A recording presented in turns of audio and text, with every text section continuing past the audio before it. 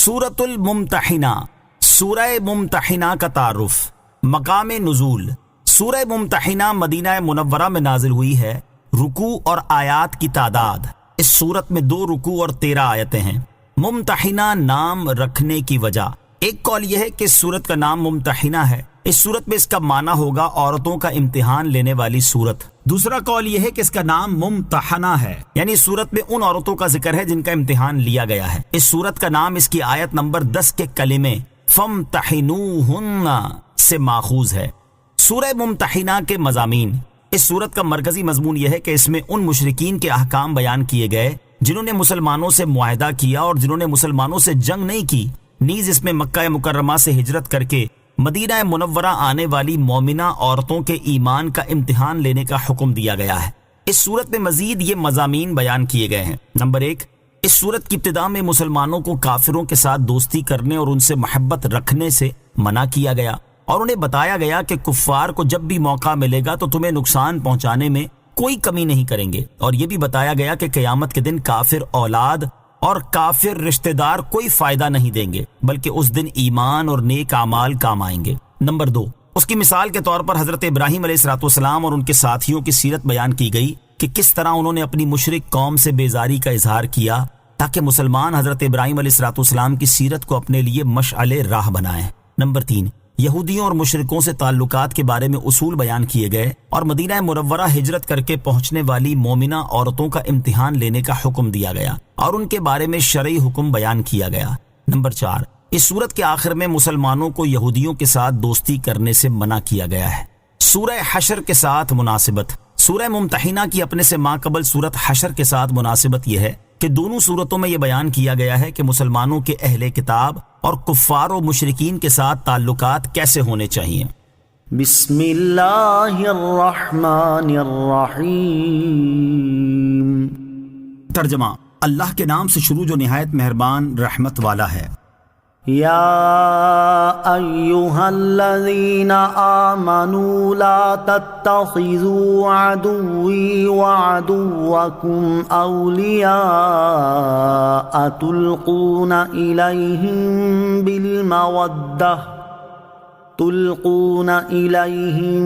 بالمودۃ وقد کفروا بما جاءکم من الحق يخرجون الرسول وإياكم أن تؤمنوا بالله ربكم إن كنتم خرجتم جهادا في سبيلي وابتغاء مرضاتي تسرون إليهم بالمودة وَأَنَا أَعْلَمُ بِمَا أَخْفَيْتُمْ وَمَا أَعْلَنْتُمْ وَمَنْ يَفْعَلْهُ مِنْكُمْ فَقَدْ ضَلَّ سَوَاءَ السَّبِيلِ۔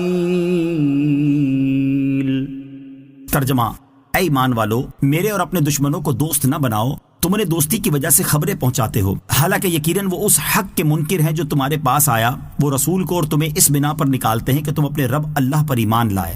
اگر تم میری راہ میں جہاد کرنے اور میری رضا طلب کرنے کے لیے نکلے تھے تو ان سے دوستی نہ کرو، تم ان کی طرف محبت کا خفیہ پیغام بھیجتے ہو، اور میں ہر اس چیز کو خوب جانتا ہوں جسے تم نے چھپایا اور جسے تم نے ظاہر کیا، اور تم میں سے جو یہ دوستی کرے تو بے شک وہ سیدھی راہ سے بہک گیا۔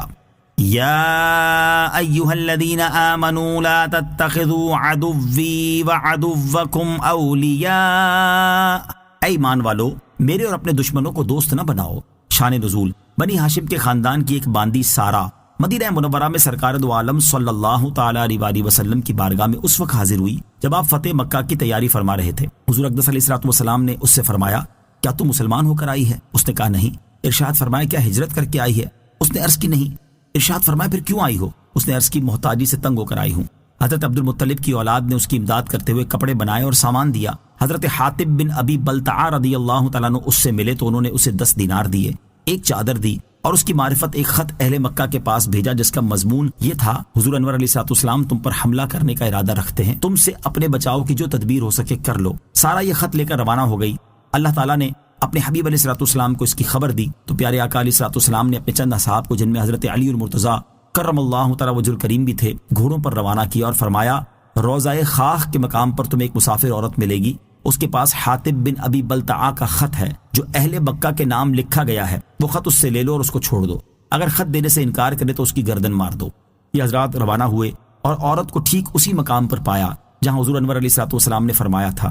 اس سے خط مانگا تو وہ انکار کر گئی اور قسم کھا گئی۔ صحابہ کرام علیہ رضوان نے واپسی کا ارادہ کیا تو حضرت علی المرتضیٰ کرم اللہ تعالی وجہ الکریم نے قسم کھا کر فرمایا سرکار دو عالم علیہ الصلوۃ والسلام کی خبر واقع کے خلاف ہو ہی نہیں سکتی۔ پھر تلوار کھینچ کر عورت سے فرمایا تو خط نکال دے ورنہ میں تیری گردن اڑا دوں گا۔ جب اس نے دیکھا کہ حضرت علی المرتضیٰ کرم اللہ تعالی وجہ الکریم قتل کرنے پر بالکل آمادہ ہیں تو اس نے اپنے جوڑے میں سے خط نکال کر دے دیا۔ جب یہ حضرات خط لے کر واپس پہنچے تو نبی پاک علیہ الصلوۃ والسلام نے حضرت حاطب کو بلا کر فرمایا اے حاطب، خط لکھنے کی وجہ کیا تھی؟ انہوں نے عرض کی یا رسول اللہ صلی اللہ تعالی علیہ وآلہ وسلم، میں جب سے اسلام لایا ہوں تب سے کبھی میں نے کفر نہیں کیا، اور جب سے حضور کی نیاز مندی میسر آئی ہے تب سے کبھی آپ کے ساتھ خیانت نہ کی، اور جب سے اہل مکہ کو چھوڑا ہے تب سے کبھی ان کی محبت دل میں نہ آئی، لیکن واقعہ یہ ہے کہ میں قریش میں رہتا تھا اور ان کی قوم میں سے نہ تھا، میرے سوا دوسرے مہاجرین کے مکہ مکرمہ میں رشتہ دار ہیں جو ان کے گھر بار کی نگرانی کرتے ہیں، لیکن میرا وہاں کوئی رشتہ دار نہیں۔ مجھے اپنے گھر والوں کے بارے میں اندیشہ تھا، اس لیے میں نے یہ چاہا کہ میں اہل مکہ پر کچھ احسان رکھ دوں تاکہ وہ میرے گھر والوں کو نہ ستائیں، اور یہ بات میں یقین سے جانتا ہوں کہ اللہ تعالیٰ اہل مکہ پر عذاب نازل فرمانے والا ہے، میرا خط انہیں بچا نہ سکے گا۔ تاجدار رسالت صلی اللہ تعالیٰ علیہ وسلم نے ان کا یہ عذر قبول فرمایا اور ان کی تصدیق کی۔ حضرت عمر فاروق رضی اللہ تعالیٰ عنہ نے عرض کی یا رسول اللہ صلی اللہ تعالیٰ علیہ وآلہ وسلم، مجھے اجازت دیجیے تاکہ اس منافق کی گردن مار دوں۔ حضور پرنور علیہ الصلوۃ والسلام نے ارشاد فرمایا اے عمر رضی اللہ تعالیٰ عنہ، اللہ تعالیٰ خبردار ہے۔ جب ہی اس نے اہل بدر کے حق میں فرمایا کہ جو چاہو کرو، میں نے تمہیں بخش دیا، یہ سن کر حضرت عمر رضی اللہ تعالیٰ عنہ کی آنکھوں میں آنسو جاری ہو گئے اور یہ آیات نازل ہوئیں۔ اس آیت کا خلاصہ یہ ہے کہ اے ایمان والو، کافروں کو اپنا دوست نہ بناؤ جو میرے اور تمہارے دشمن ہیں، تم انہیں دوستی کی وجہ سے رسول کریم علیہ الصلوۃ والسلام کی پوشیدہ خبریں پہنچاتے ہو، حالانکہ وہ تمہارے پاس آئے ہوئے حق یعنی اسلام اور قرآن کا انکار کرتے ہیں۔ رسول اکرم علیہ الصلوۃ والسلام کو اور تمہیں اس بنا پر مکہ مکرمہ سے نکالتے ہیں کہ تم اپنے رب پر ایمان لائے ہو۔ اگر تم میری راہ میں جہاد کرنے اور میری رضا طلب کرنے کے لیے اپنے وطن سے نکلے تھے تو ان کافروں سے دوستی نہ کرو، تم انہیں خفیہ محبت کا پیغام بھیجتے ہو، حالانکہ تمہیں یہ بات اچھی طرح معلوم ہے کہ میں ہر اس چیز کو خوب جانتا ہوں جسے تم نے چھپایا اور جسے تم نے ظاہر کیا، اور یاد رکھو تم میں سے جو ان سے دوستی کرے گا تو بے شک وہ سیدھی راہ سے بہک گیا۔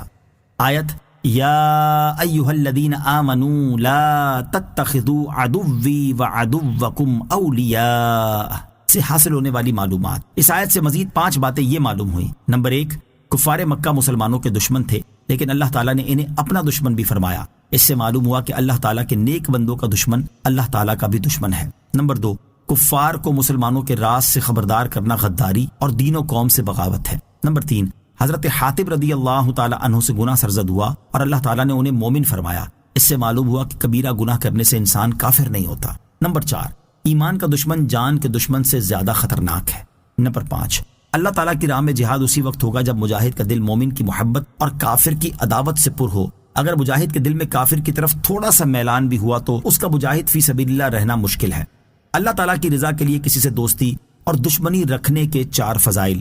یہاں موضوع کی مناسبت سے اللہ تعالیٰ کی رضا کے لیے کسی سے دوستی اور دشمنی رکھنے کے 4 فضائل سماعت کیجیے۔ نمبر 1، مسلم شریف کی حدیث ہے، حضرت ابو ہریرہ رضی اللہ تعالیٰ عنہ سے روایت ہے، نبی اکرم صلی اللہ تعالیٰ علیہ وآلہ وسلم نے فرمایا اللہ تعالیٰ قیامت کے دن ارشاد فرمائے گا وہ لوگ کہاں ہیں جو میرے جلال کی وجہ سے آپس میں محبت رکھتے تھے؟ آج میں انہیں اپنے عرش کے سائے میں رکھوں گا، آج میرے عرش کے سائے کے سوا کوئی سایہ نہیں۔ نمبر 2، مسلم شریف کی حدیث حضرت ابو ہریرہ رضی اللہ تعالیٰ عنہ سے روایت ہے، حضور اقدس صلی اللہ تعالیٰ علیہ وسلم نے ارشاد فرمایا ایک شخص اپنے بھائی سے ملنے دوسرے علاقے میں گیا، اللہ تعالیٰ نے اس کے راستے پر ایک فرشتہ بٹھا دیا۔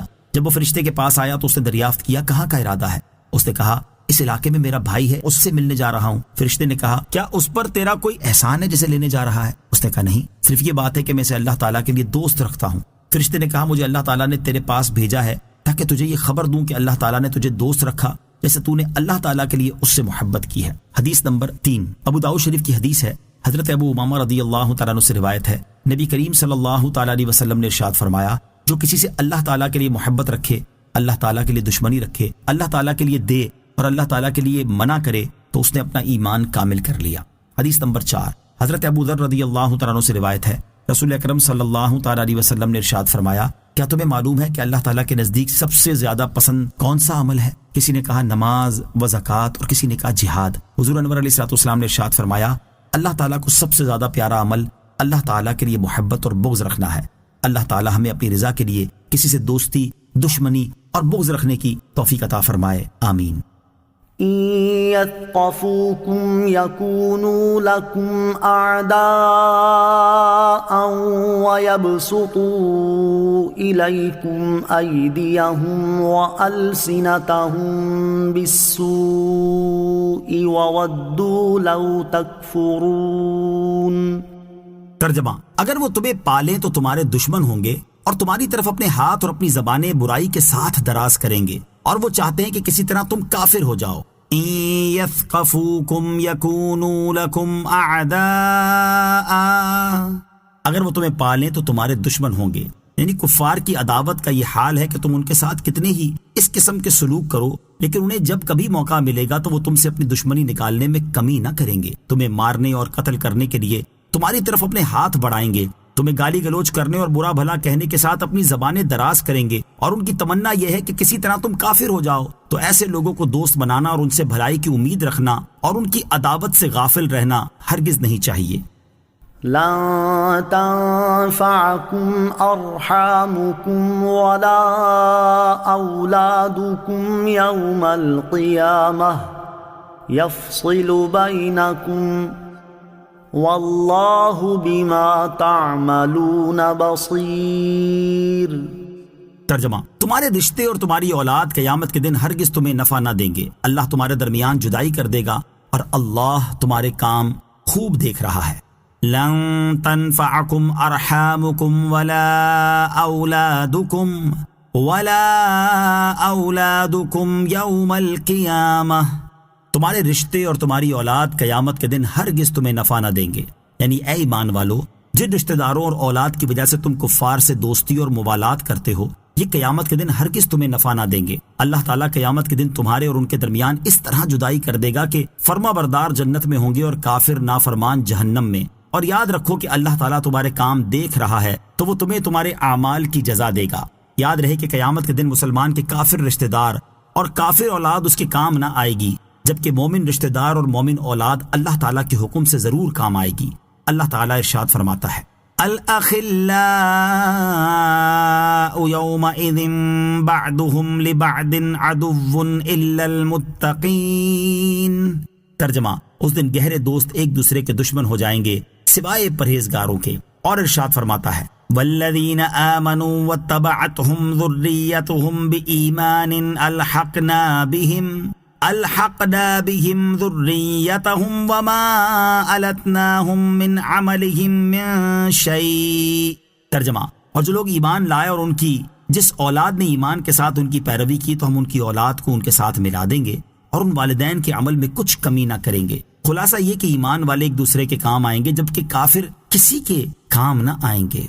قد كانت لكم أسوة حسنة في إبراهيم والذين معه إذ قالوا لقومهم إنا براء منكم ومما تعبدون من دون الله كفرنا بكم وبدا بيننا وبينكم العداوة والبغضاء أبدا حتى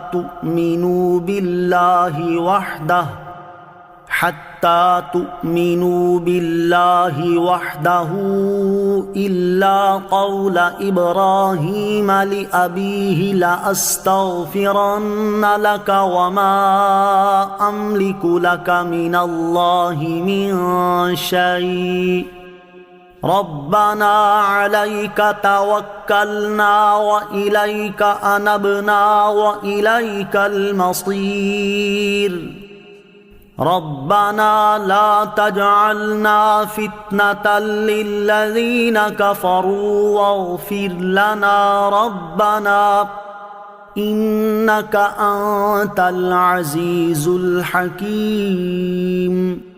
ترجمہ، بے شک ابراہیم اور اس کے ساتھیوں میں تمہارے لیے بہترین پیروی تھی جب انہوں نے اپنی قوم سے کہا بے شک ہم تم سے اور ان سے بیزار ہیں جنہیں تم اللہ کے سوا پوچھتے ہو، ہم نے تمہارا انکار کیا اور ہمارے اور تمہارے درمیان ہمیشہ کے لیے دشمنی اور عداوت ظاہر ہو گئی، حتیٰ کہ تم ایک اللہ پر ایمان لے آؤ، مگر ابراہیم کا اپنے عرفی باپ سے یہ کہنا پیروی کے قابل نہیں کہ میں ضرور تیرے لیے مغفرت کی دعا مانگوں گا اور میں اللہ کے سامنے تیرے لیے کسی نفع کا مالک نہیں ہوں۔ اے ہمارے رب، ہم نے تجھی پر بھروسہ کیا اور تیری ہی طرف رجوع لائے اور تیری ہی طرف پھرنا ہے۔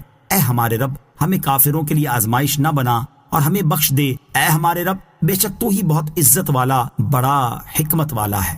قد كانت لكم اسوة حسنة في ابراہیم والذین معه، بے شک ابراہیم اور اس کے ساتھیوں میں تمہارے لیے بہترین پیروی تھی۔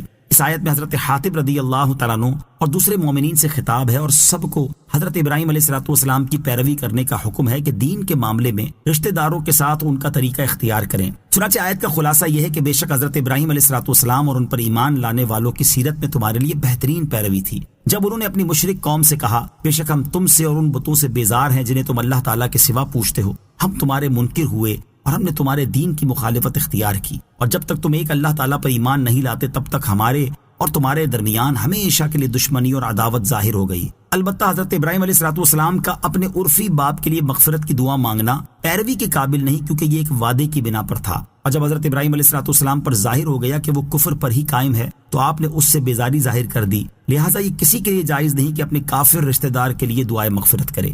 ربنا علیک توکلنا، اے ہمارے رب ہم نے تجھی پر بھروسہ کیا۔ یہ بھی حضرت ابراہیم علیہ السلام کی اور ان مومنین کی دعا ہے جو آپ کے ساتھ تھے، اور یہ استثناء سے پہلے والے کلام کے ساتھ متصل ہے، لہٰذا مومنین کو اس دعا میں بھی حضرت ابراہیم علیہ السلام کی پیروی کرنی چاہیے۔ نوٹ: خیال رہے کہ مسلمانوں پر حضور اقدس علیہ السلام کی پیروی مطلقاً لازم ہے، جبکہ دیگر انبیاء کرام علیہ السلام کی پیروی خاص اعمال میں ہے، کیونکہ سابقہ انبیاء کرام علیہ السلام کی شریعت کے بہت سے احکام منسوخ بھی ہو گئے ہیں، لہٰذا یہ آیت سورہ احزاب کی اس آیت لَقَدْ كَانَ لَكُمْ فِي رَسُولِ اللَّهِ أُسْوَةٌ حَسَنَةٌ کے خلاف نہیں، کیونکہ یہاں خاص صورتوں میں خاص پیروی کا حکم ہے اور سورہ احزاب کی آیت میں مطلقاً پیروی کا حکم ہے۔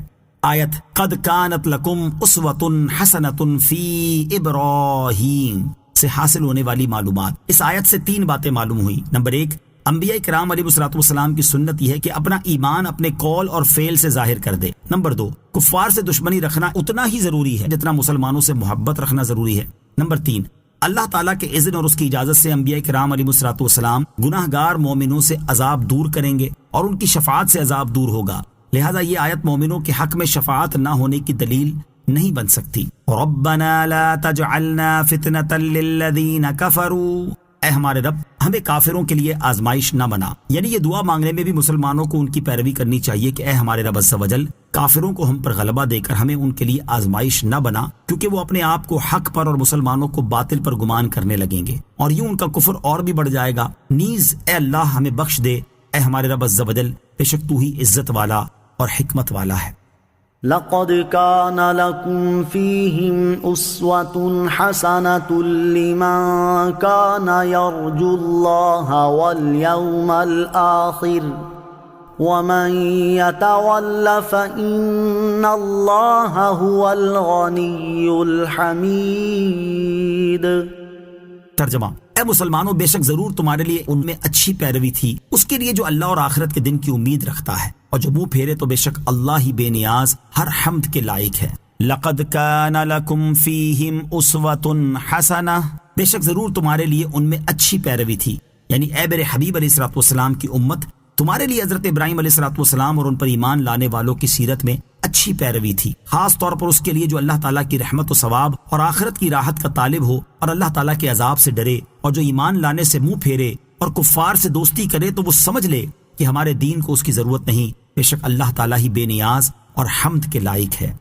عسى الله أن يجعل بينكم وبين الذين عاديتم منهم مودة والله قدير والله غفور رحيم۔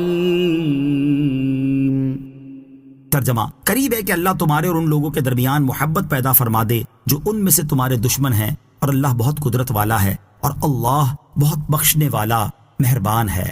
عسى الله أن يجعل بينكم وبين الذين عاديتم منهم مودة، قریب ہے کہ اللہ تمہارے اور ان لوگوں کے درمیان محبت پیدا فرما دے جو ان میں سے تمہارے دشمن ہیں۔ شان نزول، جب اوپر کی آیات نازل ہوئی تو صحابہ کرام علیہم رضوان اپنے عزیز و اقارب کی دشمنی میں بہت سخت اور ان سے بیزار ہو گئے۔ اس پر اللہ تعالیٰ نے یہ آیت نازل فرما کر انہیں امید دلائی کہ ان کفار کا حال بدلنے والا ہے۔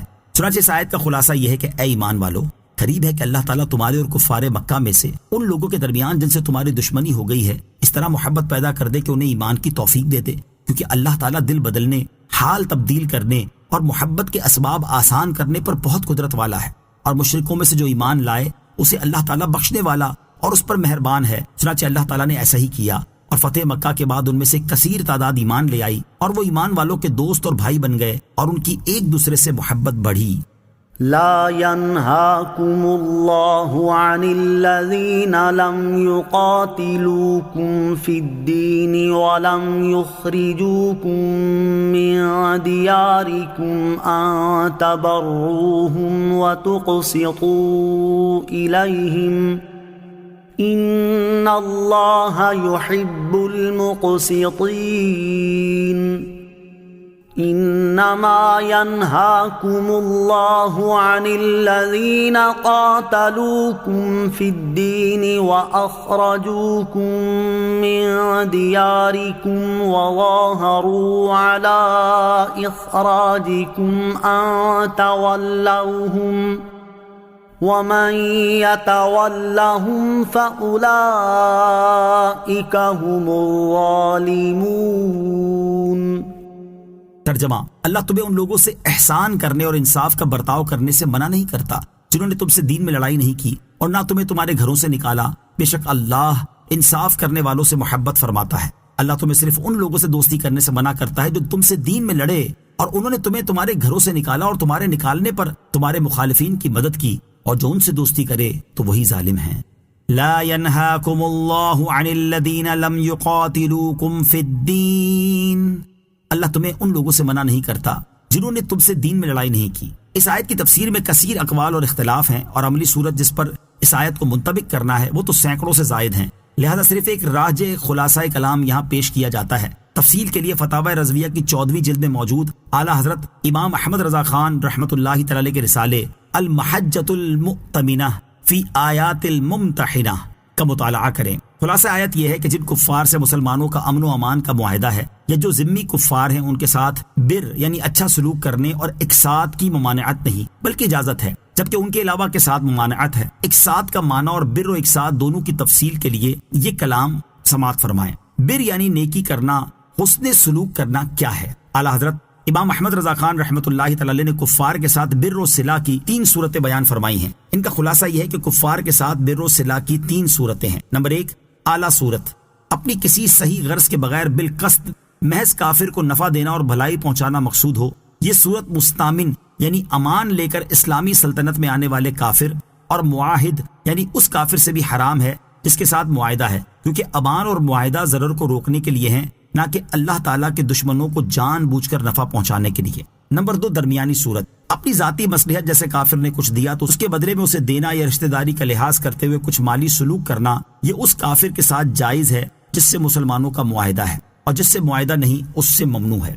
نمبر 3، ادنا صورت، اسلام اور مسلمانوں کی مصلحت کے لیے جنگی چال کے طور پر کچھ دیا جائے، یہ حربی کافر یعنی جس سے معاہدہ نہیں اس کے ساتھ بھی جائز ہے۔ آیت کریمہ لا ینہاکم میں بر یعنی احسان کی درمیانی صورت مراد ہے، کیونکہ اعلیٰ اس کافر سے بھی حرام ہے جس سے معاہدہ ہے، اور ادنا اس کافر کے ساتھ بھی جائز ہے جس سے معاہدہ نہیں۔ اقساط کا مفہوم، اقساط یعنی انصاف کرنے کے مفسرین نے 3 معنی بیان کیے ہیں۔ ایک معنی یہ ہے کہ ان پر ظلم نہ کرو، اس معنی کے اعتبار سے یہ حکم حربی و معاہد ہر طرح کے کافر کے لیے عام ہے کہ حربی پر بھی ظلم کرنے کی اجازت نہیں، اور اس معنی کے اعتبار سے یہ حکم رخصت نہیں بلکہ واجب ہے۔ دوسرا معنی یہ ہے کہ کافروں سے کیا ہوا معاہدہ پورا کرو، اور اس صورت میں بھی یہ حکم واجب ہے نہ کہ صرف رخصت۔ البتہ معاہدے کی مدت پوری کرنا واجب نہیں، کوئی مصلحت ہو تو مدت سے پہلے بتا کر معاہدہ توڑ دینا جائز ہے۔ تیسرا معنی یہ کہ ایک ساتھ سے مراد اپنے مال سے کچھ حصہ دے دینا ہے، اور یہ وہی بر یعنی نیکی کرنا ہی ہے، گویا اس صورت میں بر و اقساط ایک ہی چیز ہو گئے۔ اس پر اعلیٰ حضرت رحمۃ اللہ تعالی نے فرمایا،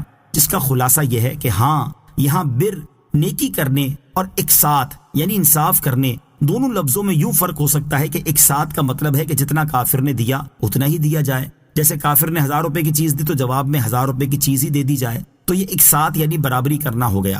جبکہ اگر وہ کچھ نہ دے اور مسلمان اپنی رشتہ داری یا کسی مصلحت کی وجہ سے اسے 1000 روپے کی چیز دے دے، یا کافر نے 1000 روپے کی چیز دی لیکن مسلمان 1000 سے زائد کی شے دے دے، تو یہ بر یعنی احسان کرنا، نیکی کرنا، سلوک کرنا کہلائے گا۔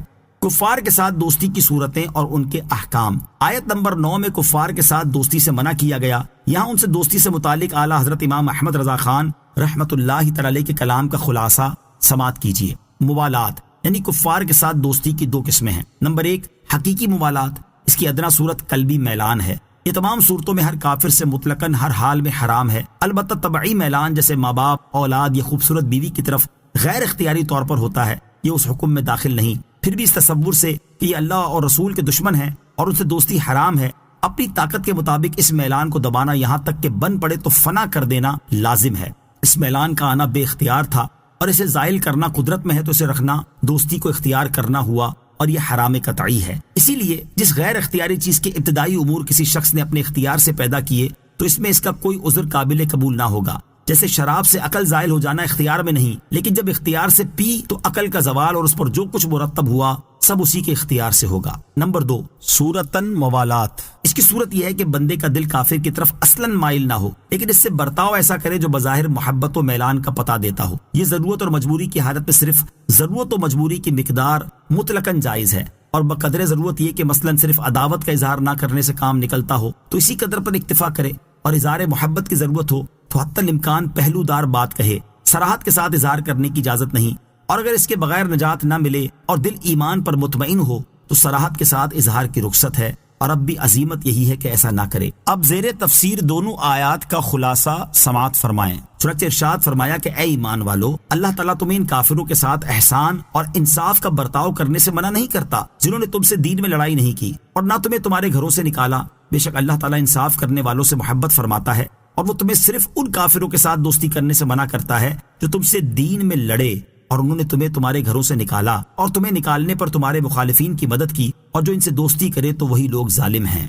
یا ایہا الذین آمنوا اذا جاءکم المؤمنات مہاجرات فامتحنوہن اللہ اعلم بإیمانہن فَإِنْ عَلِمْتُمُوهُنَّ مُؤْمِنَاتٍ فَلَا تَرْجِعُوهُنَّ إِلَى الْكُفَّارِ لَا هُنَّ حِلٌّ لَهُمْ وَلَا هُمْ يَحِلُّونَ لَهُنَّ وَآتُوهُمْ مَا أَنفَقُوا وَلَا جُنَاحَ عَلَيْكُمْ أَن تَنكِحُوهُنَّ إِذَا آتَيْتُمُوهُنَّ أُجُورَهُنَّ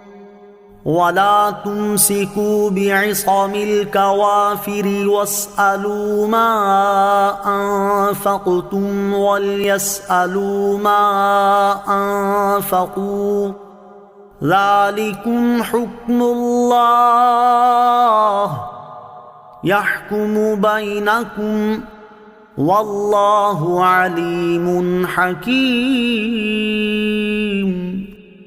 ترجمہ: اے ایمان والو، جب تمہارے پاس مسلمان عورتیں کفرستان سے اپنے گھر چھوڑ کر آئیں تو ان کا امتحان کرو، اللہ ان کے ایمان کا حال بہتر جانتا ہے۔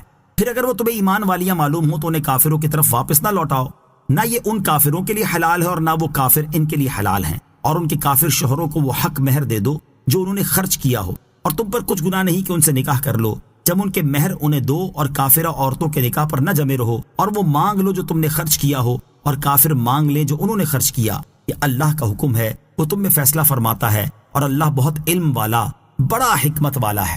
یا ایہا الذین آمنوا اذا جاءکم المؤمنات مہاجرات، اے ایمان والو، جب تمہارے پاس مسلمان عورتیں اپنے گھر چھوڑ کر آئیں۔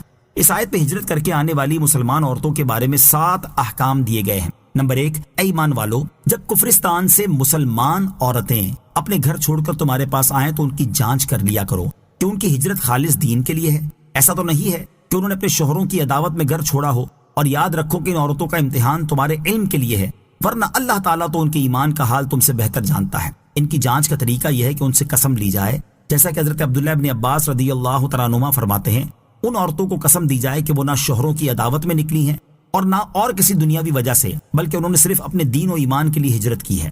نمبر 2، اگر جانچ کے بعد وہ تمہیں ایمان والیاں معلوم ہو تو انہیں ان کے کافر شوہروں کی طرف واپس نہ لوٹاؤ، کیونکہ نہ یہ مسلمان عورتیں ان کافروں کے لیے حلال ہیں اور نہ وہ کافر مرد ان مسلمان عورتوں کے لیے حلال ہیں۔ اس سے معلوم ہوا کہ اگر کافر کی کافرہ بیوی ایمان لا کر ہجرت کر جائے تو وہ اس کافر کے نکاح سے نکل جائے گی۔ نمبر 3، ان کے کافر شوہروں کو وہ حق مہر دے دو جو انہوں نے ان عورتوں کو دیے تھے۔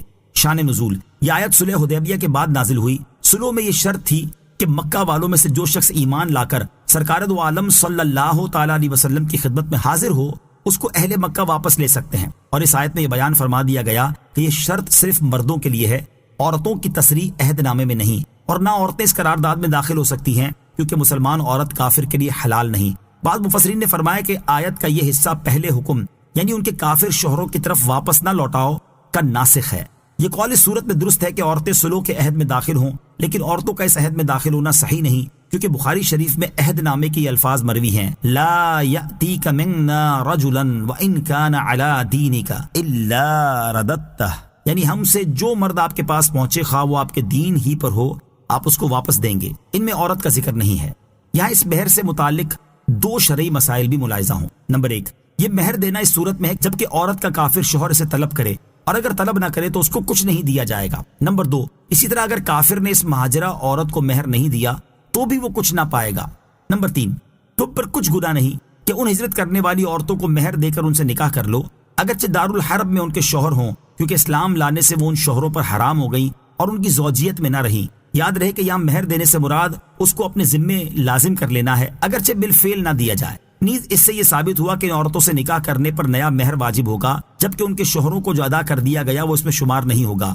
گویا یہاں 2 قسم کی رقم دینا ہوگی، ایک سابقہ کافر شوہر کو اور دوسری بطور مہر عورت کو۔ نمبر 4، کافرہ عورتوں کے نکاح پر نہ جمے رہو، یعنی جو عورتیں دارالحرب میں رہ گئیں یا مرتدہ ہو کر دارالحرب میں چلی گئیں ان سے زوجیت کا علاقہ نہ رکھو۔ چنانچہ یہ آیت نازل ہونے کے بعد رسول کریم علیہ الصلوۃ والسلام کے صحابہ کرام علیہم رضوان نے ان کافرہ عورتوں کو طلاق دے دی جو مکہ مکرمہ میں تھی۔ یہاں یہ مسئلہ یاد رہے کہ اگر مسلمان کی عورت معاذ اللہ مرتدہ ہو جائے تو وہ اس کے نکاح سے باہر نہ ہوگی، البتہ عورت کے مسلمان ہونے کے بعد دوبارہ اسی شوہر سے نکاح ضرور پڑھا جائے گا۔ نمبر 5، ان عورتوں کو تم نے جو مہر دیے تھے وہ ان کافروں سے وصول کر لو جنہوں نے ان سے نکاح کیا۔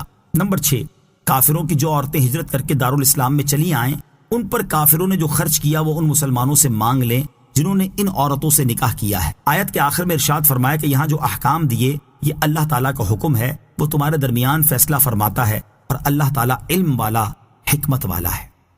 وَإِن فَاتَكُمْ شَيْءٌ مِّنْ أَزْوَاجِكُمْ إِلَى الْكُفَّارِ فَعَاقَبْتُمْ فَآتُوا الَّذِينَ ذَهَبَتْ أَزْوَاجُهُم مِّثْلَ مَا أَنفَقُوا وَاتَّقُوا اللَّهَ الَّذِي أَنتُم بِهِ مُؤْمِنُونَ۔ ترجمہ، اور اگر تم مسلمانوں کے ہاتھ سے تمہاری کچھ عورتیں کافروں کی طرف نکل جائیں پھر تم کافروں کو سزا دو، جن کی بیویاں چلی گئی تھیں انہیں مال غنیمت سے اتنا دے دو جتنا انہوں نے خرچ کیا تھا، اور اللہ سے ڈرتے رہو جس پر تم ایمان رکھتے ہو۔ وَإِن فَاتَكُمْ شَيْءٌ مِّنْ أَزْوَاجِكُمْ إِلَى الْكُفَّارِ، اور اگر تم مسلمانوں کے ہاتھ سے تمہاری کچھ عورتیں کافروں کی طرف نکل جائیں۔ شان نزول، اس سے پہلی والی آیت نازل ہونے کے بعد مسلمانوں نے تو ہجرت کرنے والی عورتوں کے مہر ان کے کافر شوہروں کو ادا کر دیے، جبکہ کافروں نے مرتدہ عورتوں کے مہر مسلمانوں کو ادا کرنے سے انکار کر دیا۔ اس پر یہ آیت نازل ہوئی اور فرمایا گیا کہ اے ایمان والو، اگر تمہارے پاس سے کچھ عورتیں مرتدہ ہو کر کافروں کی طرف نکل جائیں تو پھر تم کافروں کو جہاد کے ذریعے سزا دو اور ان سے غنیمت پاؤ، تو جن کی عورتیں مرتدہ ہو کر دارالحرب میں چلی گئی تھیں انہیں مال غنیمت سے اتنا دے دو جتنا انہوں نے ان عورتوں کو مہر دینے میں خرچ کیا تھا، اور اللہ تعالیٰ سے ڈرتے رہو جس پر تم ایمان رکھتے ہو۔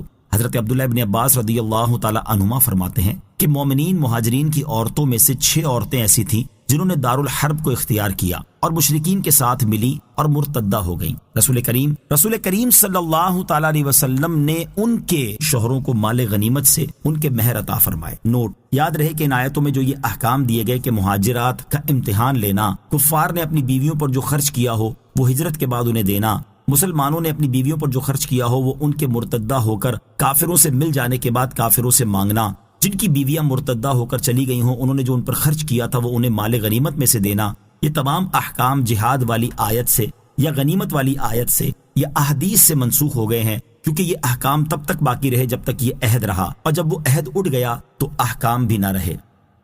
یا ایہا النبی اذا جاءک المؤمنات یبایعنک علی الا یشرکن باللہ شیئا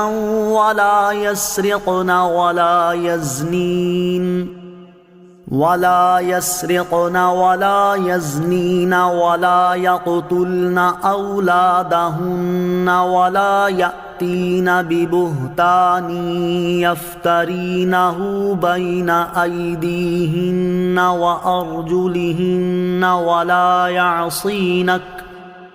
ولا يعصينك في معروف فبايعهن واستغفر لهن الله إن الله غفور رحيم۔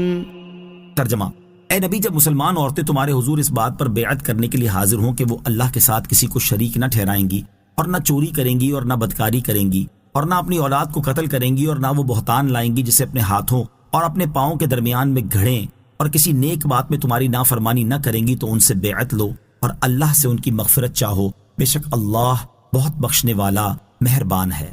یا ایہا النبی اذا جاءک المؤمنات، اے نبی جب مسلمان عورتیں تمہارے حضور حاضر ہوں۔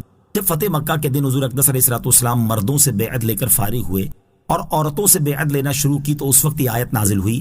اس کا خلاصہ یہ ہے کہ اے حبیب، جب مسلمان عورتیں آپ کی بارگاہ میں اس بات پر بیعت کرنے کے لیے حاضر ہوں کہ وہ اللہ تعالیٰ کے ساتھ کسی کو شریک نہ ٹھہرانے پر قائم رہیں گی، چوری نہ کریں گی، بدکاری نہ کریں گی، اپنی اولاد کو قتل نہ کریں گی، کسی کے بچے کو اپنے شوہر کی طرف منسوب نہ کریں گی، اللہ تعالیٰ اور اس کے رسول صلی اللہ تعالیٰ علیہ وسلم کی فرما برداری کرنے میں آپ کی نافرمانی نہ کریں گی تو ان سے بیعت لیں اور اللہ تعالیٰ سے ان کی مغفرت چاہیں، بے شک اللہ تعالیٰ بخشنے والا مہربان ہے۔ حضرت ہند بنت عتبہ رضی اللہ تعالی عنہا اور دیگر خواتین کی بیعت۔ جب سرکار دو عالم صلی اللہ تعالی علیہ وسلم فتح مکہ کے دن مردوں کی بیعت لے کر فارغ ہوئے تو کوہ صفا پر عورتوں سے بیعت لینا شروع کی۔ حضرت عمر فاروق رضی اللہ تعالیٰ عنہ نیچے کھڑے ہو کر حضور اقدس علیہ الصلوۃ والسلام کا کلام مبارک عورتوں کو سناتے جاتے تھے۔ اسی دوران حضرت ابو سفیان رضی اللہ تعالیٰ عنہ کی زوجہ حضرت ہند بنت عتبہ رضی اللہ تعالی عنہا ڈرتے ڈرتے برقع پہن کر اس طرح حاضر ہوئی کہ پہچانی نہ جائیں۔ نبی اکرم علیہ الصلوۃ والسلام نے فرمایا، میں تم سے اس بات پر بیعت لیتا ہوں کہ تم اللہ تعالیٰ کے ساتھ کسی چیز کو شریک نہ کرو گی۔ حضرت ہند نے سر اٹھا کر کہا، آپ ہم سے وہ عہد لے رہے ہیں جو ہم نے آپ کو مردوں سے لیتے ہوئے نہیں دیکھا۔